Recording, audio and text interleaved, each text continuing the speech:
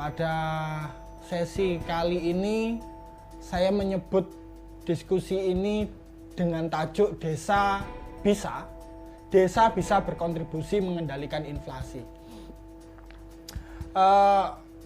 Seperti yang kita dengar akhir-akhir ini bahwa inflasi sedang dan diperkirakan akan naik dalam waktu bulan-bulan ini. Data yang saya ambil dari Bank Indonesia menyatakan selama setahun inflasi bulanan Indonesia dari Agustus 2021 sampai Agustus 2022 inflasi mengalami kenaikan secara terus-menerus. Apa sih inflasi itu begitu? Karena kita nanti akan ngomong ke warga masyarakat desa, kita akan ngobrol, berdiskusi, bermusyawarah desa dengan berbagai lapisan masyarakat desa. Dalam membahas inflasi mudahnya tidak perlu dengan bahasa-bahasa yang rumit, intinya kenaikan harga barang dan jasa secara umum dalam kurun waktu tertentu gitu. Kalau dirasakan di desa ada harga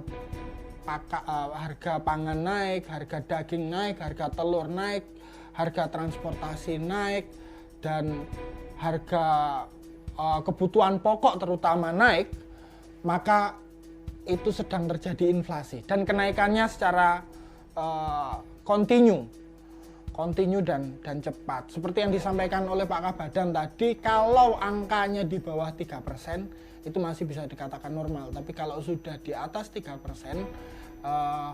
patut kita untuk menggagas tindakan-tindakan untuk baik mengendalikan inflasinya maupun mengendalikan dampak inflasinya.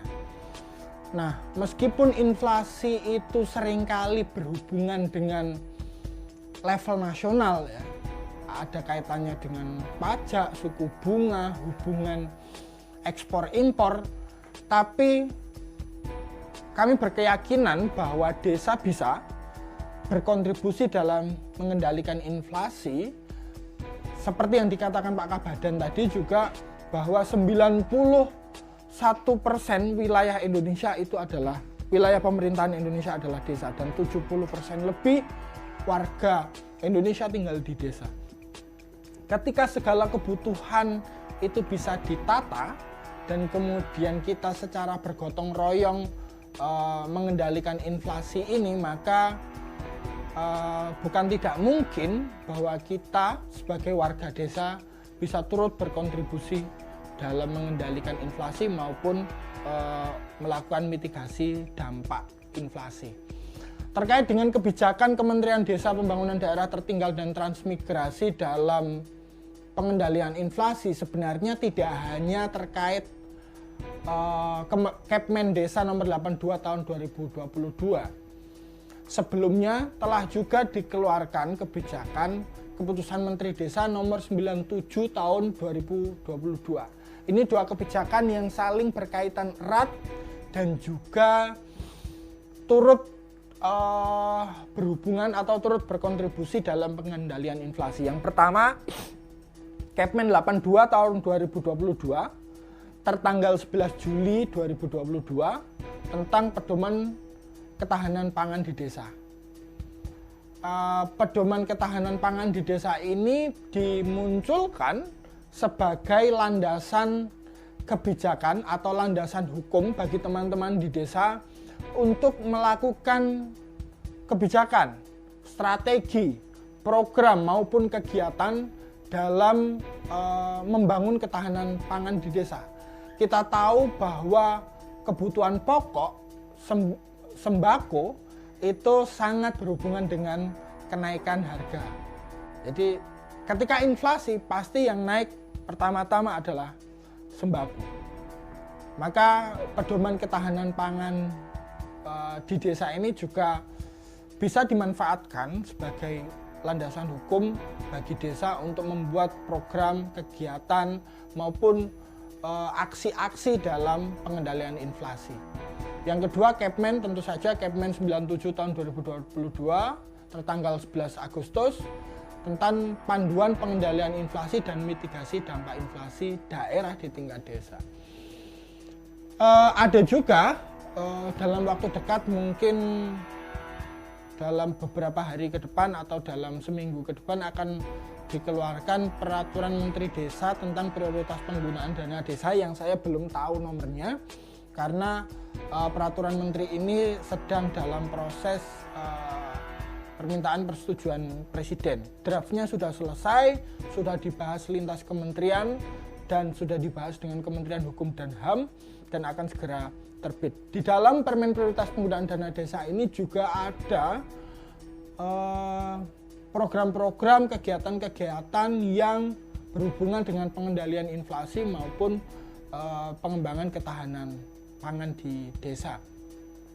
Tentunya Permen Prioritas ini menjadi landasan hukum bagi pelaksanaan kegiatan pada tahun 2023. Jika ada diperlukan perubahan APBDes di tahun ini untuk dalam kaitannya untuk pengendalian inflasi maupun ketahanan pangan, bisa menggunakan landasan hukum Kepmen Desa 82 2022 maupun Kepmen Desa 97 tahun 2022. Selanjutnya Bapak Ibu sekalian, teman-teman dari Dinas PMD, para kepala desa, teman-teman pendamping desa serta sahabat-sahabat warga desa sekalian, saya bahas satu persatu mulai dari Permen Desa 97 tahun 2022 tentang pengendalian inflasi dan mitigasi dampak inflasi. Latar belakang munculnya kebijakan pengendalian inflasi ini adalah karena adanya kepedulian Kementerian Desa, komitmen Kementerian Desa dalam terutama kepada warga miskin dan warga miskin ekstrim. Karena ketika terjadi kenaikan harga, tentu daya beli warga miskin dan warga miskin ekstrim akan menurun. Jadi yang pertama terdampak inflasi itu adalah warga miskin dan warga miskin ekstrim. Semua para ekonom sepakat menyatakan bahwa ketika terjadi inflasi, yang harus kita pikirkan pertama adalah warga miskin.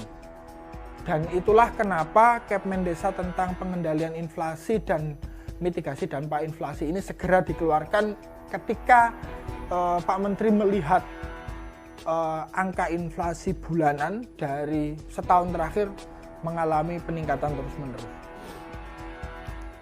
Dalam keputusan Menteri ini, ada dua aspek penting. Yang pertama pengendalian inflasi dan tentunya mitigasi dampak inflasi. Pengendalian inflasi ini pada intinya adalah upaya untuk agar tidak terjadi kenaikan harga barang, gitu mudahnya. Pengendalian inflasi adalah upaya agar tidak terjadi kenaikan harga barang. Jikapun terjadi kenaikan, itu tidak melebihi batas kewajaran. Adapun mitigasi dampak inflasi, ketika terjadi kenaikan, itu bagaimana caranya, bagaimana strateginya, bagaimana upaya, program, dan kegiatannya agar warga desa tetap mampu memenuhi kebutuhannya. Agar kemampuan warga untuk membeli produk, agar kemampuan warga untuk mengkonsumsi itu tidak melemah begitu ya. Jadi pengendalian inflasi itu bagaimana agar harganya tidak naik, mitigasi dampak inflasi itu jika pun naik, bagaimana caranya agar warga masyarakat tetap bisa membeli kebutuhan sebagaimana mestinya.